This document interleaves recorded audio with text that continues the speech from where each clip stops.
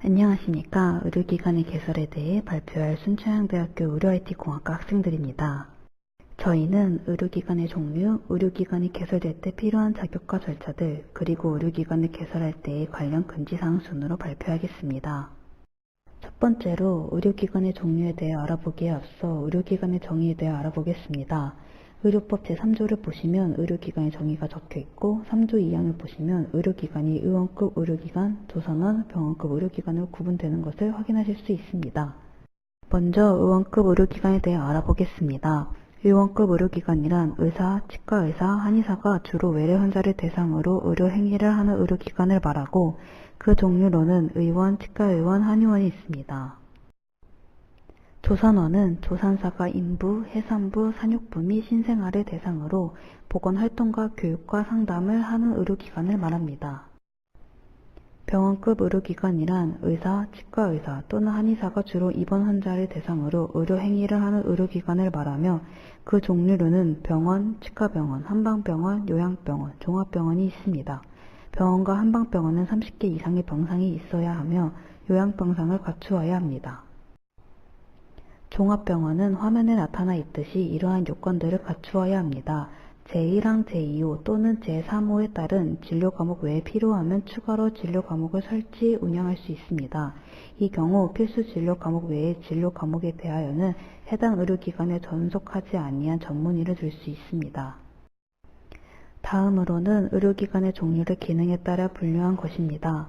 첫 번째로 상급 종합병원에 대해 알아보겠습니다. 보건복지부 장관은 종합병원 중에서 중증 질환에 대하여 난이도가 높은 의료행위를 전문적으로 하는 종합병원에 상급 종합병원을 지정할 수 있으며 아래와 같은 요건들을 갖추어야 합니다. 또한 보건복지부 장관은 상급 종합병원 지정 요건 및 전문성 등에 대하여 3년마다 평가를 실시하여 재지정하거나 지정을 취소할 수도 있습니다. 두 번째로는 전문병원에 대해 알아보겠습니다. 보건복지부 장관은 병원급 의료기관 중에서 특정 진료 과목이나 특정 질환에 대하여 난이도가 높은 의료 행위를 하는 병원을 전문병원으로 지정할 수 있습니다. 다음 두 요건들을 갖추어야 하며 보건복지부 장관은 전문병원 지정 요건 및 진료의 난이도 등에 대하여 3년마다 평가를 실시하여 재지정하거나 지정을 취소할 수 있습니다. 다음으로 알아볼 것은 의료기관의 개설 자격 및 절차입니다. 먼저 관련 법령에 대해 알아보겠습니다.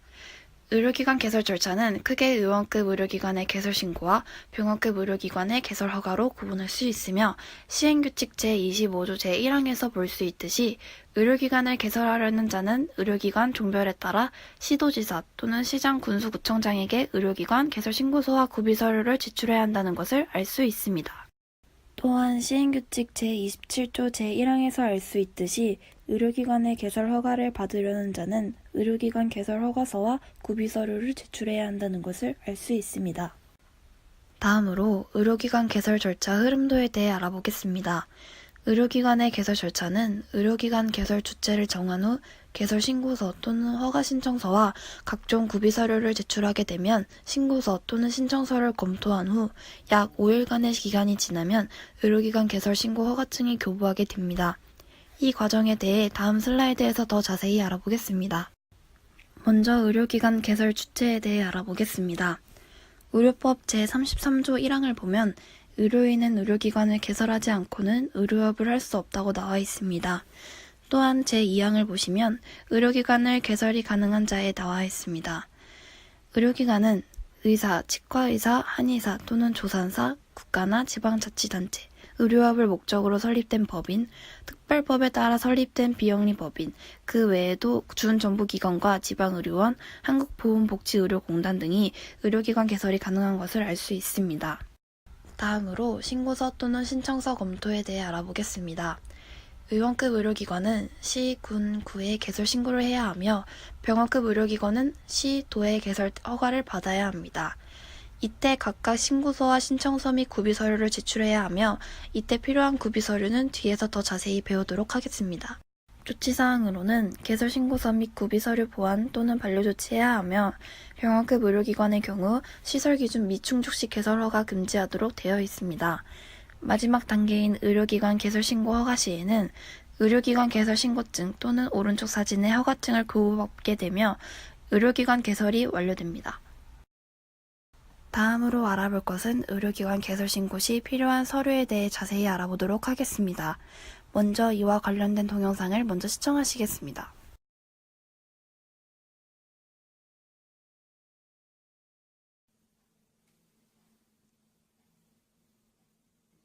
안녕하십니까. 병원 전문 세무사 조길조 세무사입니다. 오늘은 병원 개원 시 인테리어 공사가 어느 정도 마무리되는 시점에 의료기관 개설 신고를 해야 되는데 이에 필요한 서류에 대해서 알아보도록 하겠습니다. 의료기관 개설 신고는 보건소 의학과에서 담당을 하게 되겠습니다. 개설 시 신고할 필요한 서류는 먼저 의료기관 개설 신고서, 그리고 진료 가문 및 인력 장비 시설 개요 설명서, 그 다음에 의사면허증이나 전문의 자격증, 그리고 간호사, 간호조무사, 위생사 등의 의료인 면허증 사본, 그 다음에 건물 평면도 사본 및 그 구조 설명서, 그리고 의료 보소표가 필요하겠습니다. 그리고 주의할 게 병원 건축물은 근린생활시설 일종이어야 됩니다. 그래서 그 부분에 대해서는 건축물 대장을 떼어봐서 꼭 확인하시기 바랍니다. 추가로 진단용 방사선 발생장치가 있는 경우에는 또 별도의 추가 신청이 있어야 됩니다. 그 서류에 대해서도 추가적으로 살펴보면 진단용 방사선 발생장치 신고서, 그리고 진단용 방사선 발생장치 및 방어시설 성적, 검사 성적서, 방사선 관련 종사자 신고서, 그리고 의료장비 제조 허가증, 의료기기를 양도받아 사용하는 경우에는 양도신고 필증 원본이 필요하게 되겠습니다. 오늘도 원장님들과 함께하는 병의원 전문 세무사 조길조 세무사였습니다. 감사합니다. 의료기관 개설 신고를 위해서는 의료기관 개설 신고, 사업자 등록, 카드 단말기 신청 순서대로 진행해야 하며 각각 서류를 제출하여야 합니다.